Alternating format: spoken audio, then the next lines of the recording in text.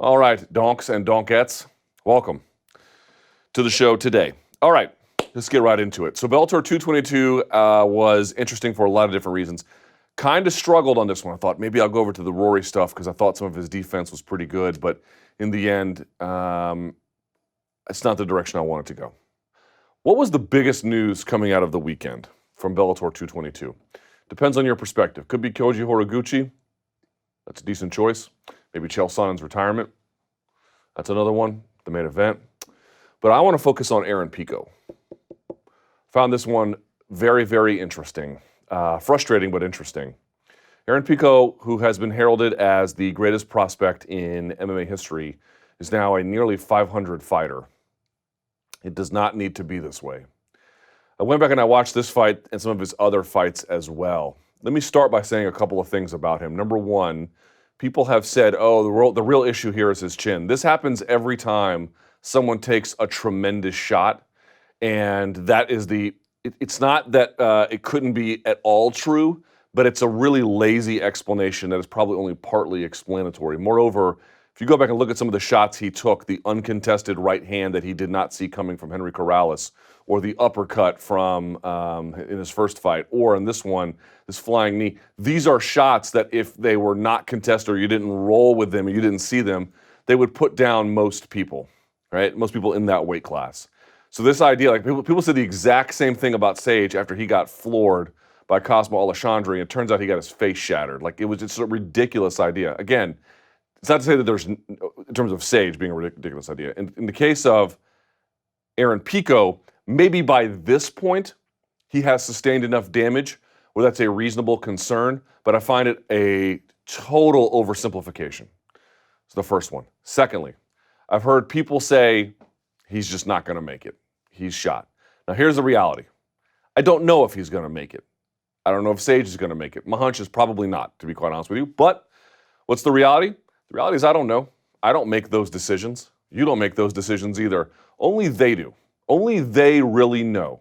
And it's not about proving me right or wrong or proving you right or wrong. It's about whether or not they can make the necessary changes to further nurture their development to get to a point where they can compete against the elite consistently.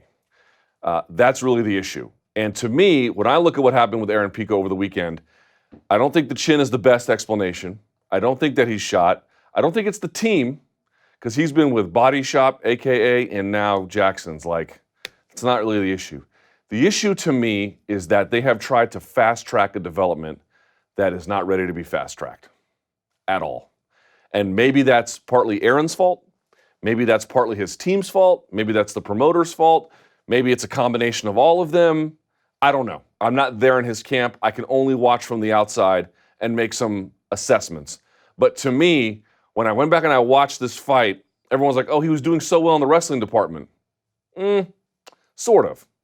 Let's go to the slide here if we can. This is what I like to call the Aaron Pico project. What's wrong and how to fix it. All right? I still believe that we have enough information to conclude it is possible. How likely? I don't know. Is it still possible for him to become something great? I would submit to you that it is. I am not prepared to close the door. But unless some serious changes are made, it will not happen. That is just a reality. Okay? So, I'm not in his camp. I don't have a real granular perspective. As always, what I'm about to say should be taken with a grain of salt. I encourage you to go listen to what other analysts have to say.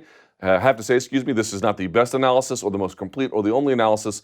It is mine. I intend to make some evidence-based claims about it, but again, take it for what it's worth. Okay, what is the way back to redemption? Number one, you have got to dial back the opposition. People were saying, he's got 7 fights at this point. This was the first time in 7 fights he went past the second round. He went against a guy with significant amateur experience, a significant kickboxing experience, at least relative to him, and had 23 rounds of experience before fighting Aaron Pico, including but not limited to a 5-round fight that went into the 4th round. Much more experience. Look at his first fight, a guy who had, an enormous amount more. Even in the Leandro Ego fight, he fought a guy with way more experience. Now that one went his way.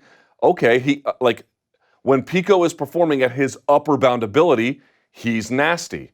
But to get to your consistent upper bound ability, that requires a little bit of work. And so to me, first step is you got to go back to the Shane Crutchins of the world. I mean, don't disrespect, but somebody he's clearly better than.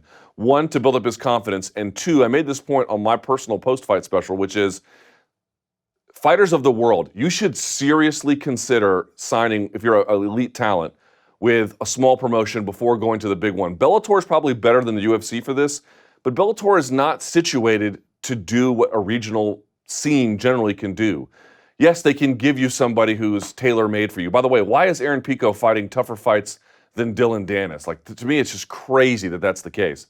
But the point being is, it's not just that. You get to make mistakes with less visibility and with less cost because your opponent is probably not going to be as able to take advantage of them. By the way, go look at the regional scene. Those guys will take 6-7 fights in a year over a year because they can get a bunch of experience all at once by going on different shows.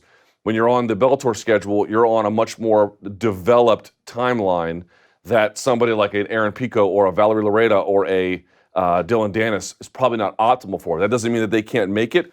I'm not sure that's the best case scenario for them. But in the case of Aaron Pico, you got to dial that back, man. Let's start giving him people like, why was Greg Hardy fighting Dmitry Simolikov? Well, now you see why Greg Hardy is fighting Dmitry Simolikov. I said it when Valerie Loretta fought the Hooters girl, or I know she's more than that, but that's how she was known. Darkin Lash, or whatever her name was. Larkin Dash, excuse me. You want to be fighting people who are well beneath your level early on because it's about getting reps, it's about getting enough walkouts, it's about getting in shape, it's about learning what your game is, it's about applying it through a consistent number of times, even if the fights are short. Yes, eventually you have to step up, but those are the kind of fights that when you're 1-0, 2-0, 3-0, maybe even 4-0, that's what you want to get. When you get to that 5 mark, that's when you can begin to escalate it if everything has gone right first. Well, everything has not gone right. It's gone way wrong. Time to dial it back. Give him somebody he can beat. That doesn't mean you do that forever. It just means you do that for the next few of these to get the train on the tracks again. So he can apply a game plan. He can apply a meta game plan, which we'll get to in just a second. He can apply himself. He can get another camp in. He can get all the different pieces of the fine details put together. And when that becomes second nature, then you escalate. But right now, whoever has been making the decisions about matchmaking, and I don't know who that is, they have royally botched it. And there's just no other way to say it. There is no good explanation, not one, for him being 4-3 other than the people who have been in charge, and maybe that's Aaron himself, about matchmaking have botched it. Botched it, okay? 2, finesse control issues. We're going to look at the slides here in just a minute. I went back and I looked at this. What's the most amount of takedowns that Nurmagomedov has ever had in a single round? The answer is 3. Now you can go look at Fight Metric and look at the Abel Trujillo fight, and in there it'll be like 8 and 9. Those were not takedowns. Those were mat returns. Remember last week when we talked about Henry Cejudo, and I talked about the bloody elbow rider who no longer writes in MMA named Mike Reardon, who wrestled Division I at the Citadel? He went through and broke that down in a famous article on that site at the time. I love Fight Metric, but that's one thing I think they kind of got wrong. A mat return is not a takedown. So really, the actuality is in the RDA fight and in the first round of the Iaquinta fight, he got 3 takedowns. In every other fight, it's 1, maybe 2. Do you know why? Because when Khabib gets you down, bro, you stay down for the most part. For the most part, he gets a hold of you, he gets on top, it is a wrap for you for that round if you don't get finished. Why? Because takedowns are one skill, controlling someone on the ground, totally different. I actually liked his takedowns. I thought they were really good. Did not like the control issues. They are putting a game plan in place for this guy that he's not prepared to execute against this level of opposition. 3, the metagame issues. What does metagame mean? There's a lot of different explanations for it, a lot of different ways to understand it. Understand it this way. I don't see enough of him of getting his opponent to think something about him by trickery and then doing something the opposite. I see a lot of just repetitive attack over and over of the same variety. Now, there can be a little bit of trickery in each individual attempt, but not enough overall. He doesn't have opponents thinking he's doing something else, and then he goes, thinking that they're going to go left and he goes right. That's not what it is. They just realize it's the same kind of thing over and over. That's why he lost in the Corrales fight, and that's why he lost in this fight. The first one, rookie mistake, right? What are you going to do? But those other 2, there was no trickery to it at all. There was no sleight of hand. There was no, I'm going to get Corrales to think about one thing, then do the opposite. None of that. And so as a consequence, the game becomes much more easy to assess. 4, savagery gauge issues. This is my personal belief. In the ego fight, in the Corrales fight, bro, he's digging to the body. He's got phenomenal body punching. I love that little shovel punch that he hit on Boric early. But what he got on top for the control, because there were some control issues, there was no ground and pound. Not hardly. A little bit here and there, not much. We're going to take a look at the first round of Nurmagomedov and McGregor. You're going to see the difference. You're going to see the difference between what a master technician with the right metagame and the right control issues can do versus somebody who's been tasked with a responsibility that against this level of opposition, they're simply not up to the task for at this moment. Again, do I think he can get there? I absolutely think he can get there. And then lastly, weight class issues. Now this one I'm less convinced by, but his opponent, who will be on the show later, Adam Boric, thinks he should drop down to bantamweight. Don't know if that's a real one. I kind of put that one in there at the last for a reason, but it's something I would consider. If the issue is that he is trying to attack bigger men and he can safely make 135, which I realize there's a problem here, or could be, then no, that's not that. Now, I want you to understand something. If I thought that Aaron Pico was a lost cause, I would not have written any of these things. I would not have included any of these things. I would not even wasted my time with it. I still believe in Aaron Pico. I just believe the situation has not been handled well. And I believe that there is still time to get it right. This is not an attack on Aaron Pico. This is an attack on the way he's been handled. Well, it's a criticism anyway, of the way he's been handled up to this point. I think he still has so much potential. Let's put him on a track to get the most out of him. And look, if he wins and loses there, then hey, that's the reality. But I would at least like to get the most out of him before we decide to make a call on him. I don't want to make a call on a kid this young when I know we're not maximizing his potential. Okay, so let's take a look at some of these slides, if we can here. I want you to pay attention to something. This is the opening part of the first round. This takedown is excellent. I love just about everything about it, right? So he gets in close. Look at him level changing. This is great. He comes in, fakes low. He gets timed a little bit here because there could have been a little bit better, but okay, whatever. I mean, he's fighting a tough fighter. And then he nails him with this. He comes underneath the hook in anticipation and nails him with this shovel punch. This is one of his best punches. Love it. Love everything about it. Getting hit in the face was not great, but generally speaking, there's a lot to like there. And he backs out quickly, right? Bop, bop, and he's out the door. You can exit to the side or you can back out. So I like that. Then he comes in, he fakes again with a jab, gets low underneath it, gets the takedown. Boric does the right thing, doesn't want to get back up against the fence, so he sprawls at an angle. He turns, which I like, except you're dealing with a bulldozer here. He pushes him back into the fence, right? Goes for, let's see, he tries to go for a high crotch here, it looks like, maybe even a single leg. Switches after this, right? Brings his hand around. Now Boric is behind, look here. Boric is behind the arm. Before he was in front, right? Well, hold on. Before he was here, you see that? And then he came over the top. Now he's behind, which, by the way, was a mistake on Boric's part. So now he just switches, gets behind. Now watch this takedown. I love this. Gets up underneath him, so he turns him this direction. Boric sprawls. So what does he do? He turns him another direction. He changes directions twice. Good wrestling. Great wrestling. Love everything I saw there. Again, hit in the face once with the counter, whatever. That was great. This is what I'm talking about. Like, build off of that. Okay? That was phenomenal. Here's where the problem starts. We're going to look at what Khabib does a little bit later. He is trying a strategy where he wants to take him down against the fence. In order to exact this strategy the particular right way, you have to know this position extremely well, which means you need to be using your legs to fish out theirs constantly. And the whole idea is to fish them out, rotate them off the cage, flatten them, pass, move to mount, or whatever. Take the back. That's what you're essentially trying to do here. So the longer his back is against the fence, problem. The longer that he's not getting scooped, problem. The longer he's able to turn his hips over, problem. Those are all the problems. So to do this, man, there are so many things you have to do. One, you have to be scooping constantly scooping. If you lose one, you let go of both and re-scoop again. You have to change directions constantly on this, right? You'll see Khabib do it. Masterclass, over and over, switching directions, trying to get your back flat off the mat. You have to be hand fighting. on the occasion when it's relevant, you have to be doing cross-facing. On top of that, you got to be tripoding high so your weight can go. One thing you see missing a lot, he doesn't use his head as a post in this position. Khabib is mauling you with his head. He is driving that thing into your face. I remember the first time I did head drills with like where you have to get face to face with another dude. You have to be whoever wins, the ramming head battle.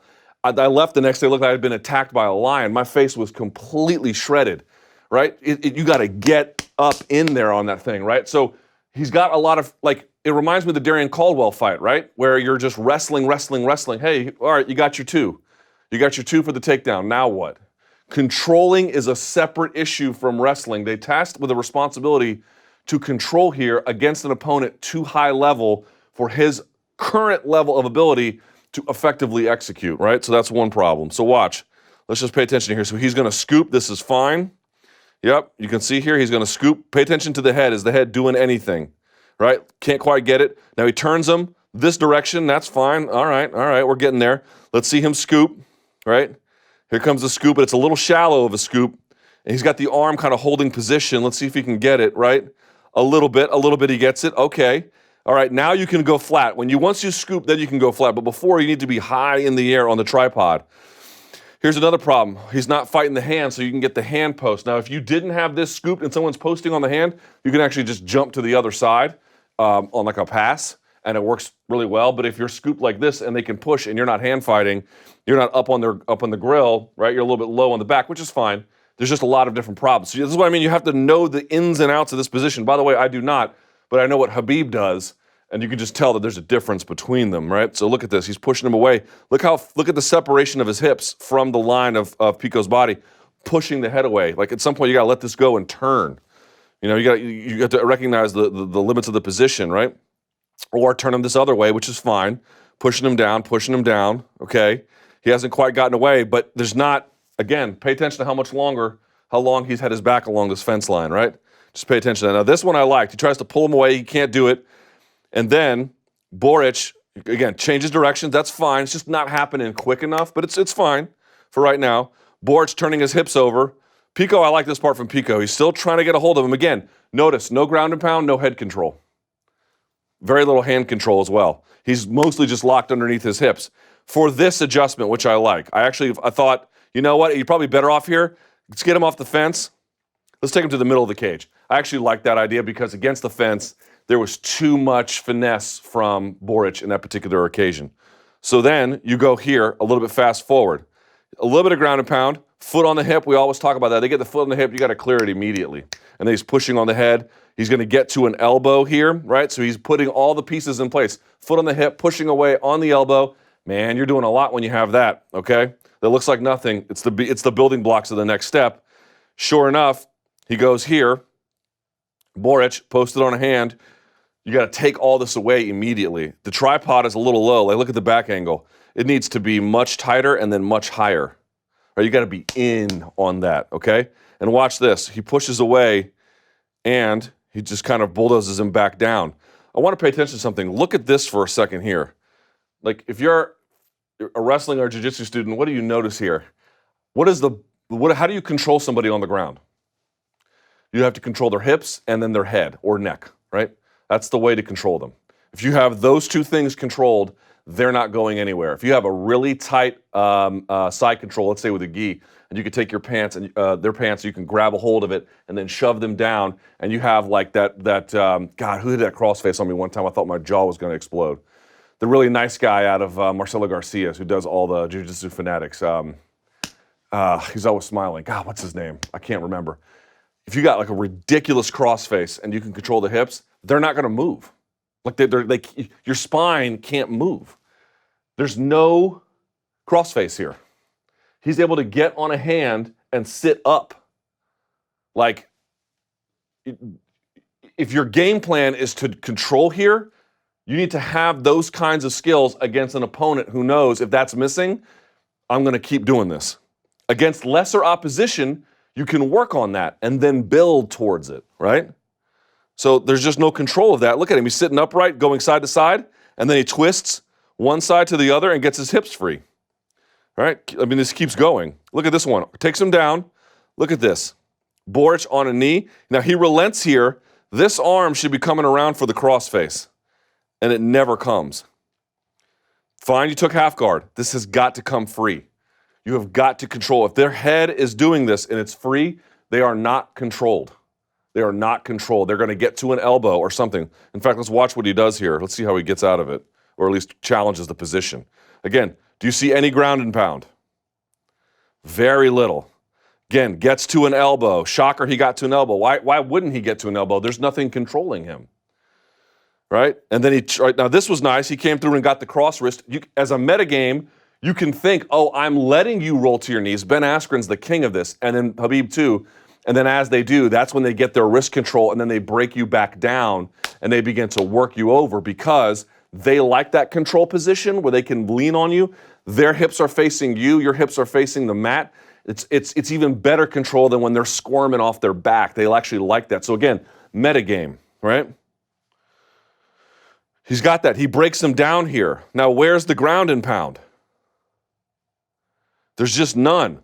You could use this knee on top of this one to break it. And now, Boric is smart, and he's holding on to the hand here. Okay, but there's ways to break this.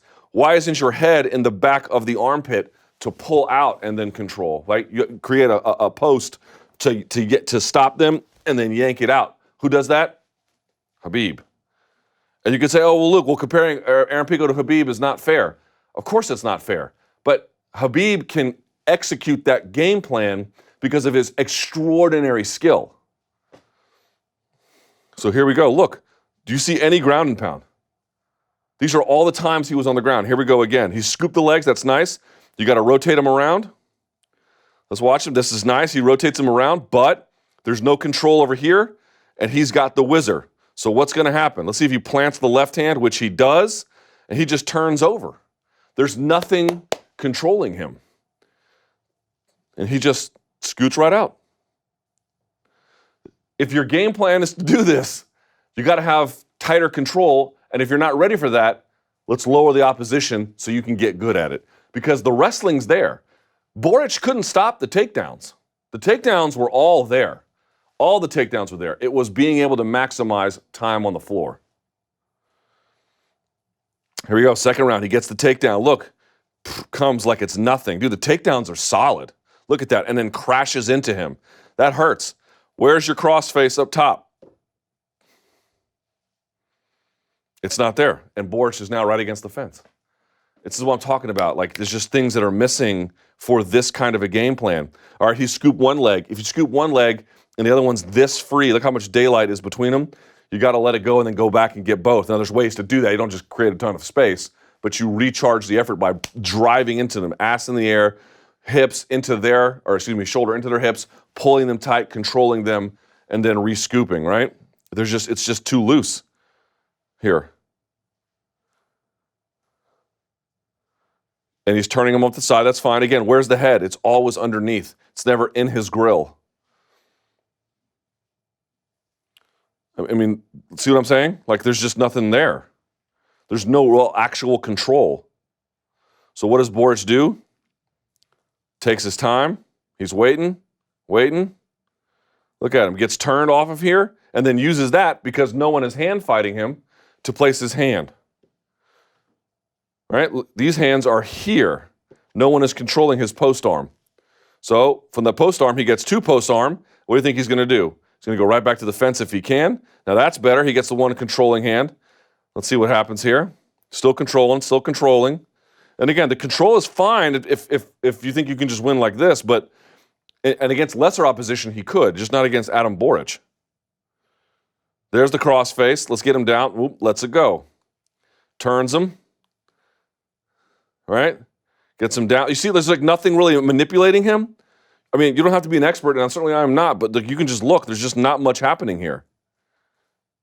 Scoops him, okay, and he's trying to get the gift wrap. That's something. All right. The gift wrap is nice, but can't quite get it. Right? And then he comes across. Let's see what happens. He's still scooped a little low, but his hips are turning because the bottom hands are free to post. He gets to his knees, and then we're free. And then finally, he just lets go, and You get the, what you call it? Flying knee. Turns again. Hands go to the mat. He stands, tight waist. Oops. Tight waist. Freeze. And then how did he set this up? He did this before. He actually likes the kind of flying knee where he can charge, not the Jeremy. So there's two kinds. There's kinds for distance and then there's kinds for verticality. He actually likes to use both here. So again, Pico's instinct is to what? Level change and go in. He anticipates that. Boric just throws the one knee like he's throwing like a stab knee. And by the way, this one has a million names. Shuffle knee, scissors knee, switch knee, the whole thing. He just comes in, he times him. He's like, I think he throws a kick, right? Yes, right here. Pushes him to the side. As he decides to rebound, Boric waits, pop, and then collapses him. Put the thumbnail back up. I want to show you the difference between this and Khabib. Real quickly, you get the idea. So you saw all the things missing there, right? Now, watch a masterclassman do this. Put it back up, please. This is the difference, and it's a significant difference. He's got the legs scooped. First of all, there's small intangibles here that might be hard to describe. It might be that his squeeze is perfect. What's the difference between a purple belt's armbar and a black belt's armbar? Maybe nothing except the most fine details. How well do they pinch their knees? How well do they bring their ankles to their rear end? How well are they good about directing the thumb to the sky or whatever? There could be all different. How good are they keeping the wrist to the chest and you know just all the tiny little details of finesse that may not show up on tape, but you could feel if you were there. So remember, he might have better squeeze. He might have better control. Everything might be nice and tight. Because this is sort of what he has patented as a style. Pay attention here. He's got it scooped, and he's going to go side to side and trying to get Conor's back off the fence. All right? He goes flat to the mat when he's got it scooped. But when these come out, watch how he goes into action, right? And Conor continuously gets them out, right? And you're like, oh, well, look, he's not using his head here. Wait a second. He's still got him controlled. Conor gets one out. Now watch Nurmagomedov go into action here. He's going to let this go. And there he goes, right into position. Look at how high his base is and how far he is driving into Conor. Look at that. Totally different, right? Look how glued to him he is. Deep in the pocket. Shoulder pressed into the center of the chest, down to the hips. Shoved in there. Conor is stuck. And then he scoops it again. Already. Re-scooping. Already. Turning him. Just like this. Turns him. Conor pushes on the head, looks about the same, right? Watch what Khabib does to challenge it. Puts his head on the inside, puts his head on the outside, lost the scoop. What do you think he's going to do? He's going to wait a second, and he's going to go back, driving into him hard, and he's going to re-scoop again, over and over and over. And he's going to try the exact same thing. Flatten him out. Let's see what he does here. Pops the head free. Now what do you think he's going to do? Let's watch. Scooting him over. Oop. Controls the hand, potentially for all kinds of reasons. Watch. Now he lets Conor have the underhook. Khabib is famous for this. Again, metagame. Lets Conor have the underhook so he can get his hands together and pin this to him. He did this against Daryl Horcher to take him flying. And so as a consequence, he can then lay him flat. Now he gets Conor a little bit on his back. What's he going to do? He's going to try to pass. Metagame. All right? Conor's still trying to get free. What does Khabib do? He goes right back to it, scoops it again, lays him flat, now sits up a little bit, keeps his head free. Why is he doing this? By the way, notice all the small pitter-pat shots as well. I want you to pay attention to this. Keep watching. Puts his head right in there, flattens him with it. Going to get up in your face. This should be uncomfortable for the person here. Whether it's Conor McGregor or anybody else, you should be suffering if you're underneath Khabib Nurmagomedov. And he is. Punching him, right? Getting his hands to move certain places. Controlling him. Never letting his hands get too close to the mat or to push away, right? Always keeping him occupied. Pummeling on the inside there. Scooping the elbow so the hand can't come down. You see that? Look. Scooping the elbow. Constantly on the attack. Head into him. Look at the subtle differences here. And Conor's getting his feet back a little bit, right? He's got like a butterfly-ish guard. Khabib steps over the top, and then he sort of like does like a squat on top. Now he's sitting on the shins to press it into you. Like that. He's sitting on Conor here, so now Conor can't get free. Then he goes back down. What do you think he's going to do? I have a guess for you. He's going to scoop again. And he's going to turn again and again and again and again. Right? Brings the head back up. He's just constantly playing this game. Look at him. Goes to scoop again while pressing into you. And every time he's transitioning, he's flattening into you, right? People were saying, I can't believe people were like, Conor or Khabib didn't do nothing in the first round. What? What fight are y'all watching? Sitting on the shin. Look at him, sitting on the shin to do that, to collapse it a little bit. And then look how tight his knee gets. Look at this. See this from his knee? Bringing it on the inside right here. Watch this. Space, closes the space. You see that? Tight. Everything is tight like that. What's his head doing? Pushing into him. Man, this dude is just like a spider. He's just all over you, bro. All over you. And look at him pressing into him. Pulls him back out. Almost hits leg drag here. Conor gets to an elbow, which is nice.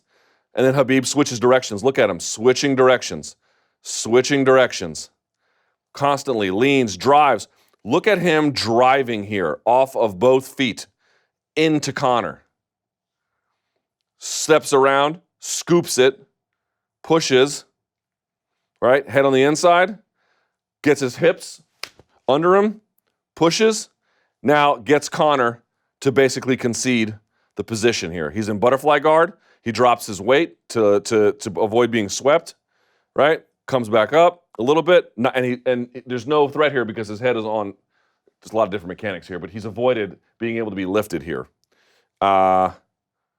Anyway, you can put the thumbnail up. You get the idea. Look at the difference. Of course, it's not reasonable to expect Aaron Pico to be Khabib Nurmagomedov, but if you want to task somebody with a responsibility to control opposition, they need to be able to control it relative to their abilities.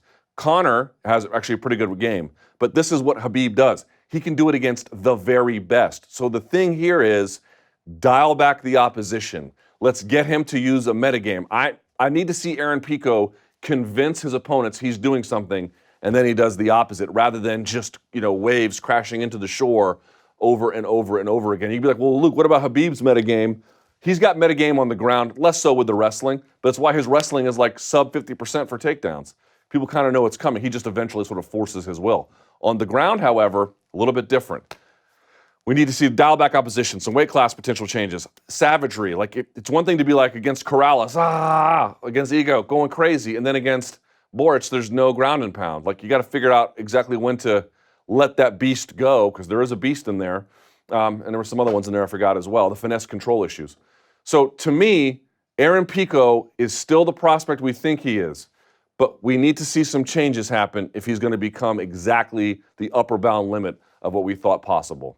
Until then, I don't know what's going to happen. And that is the Monday Morning Analyst.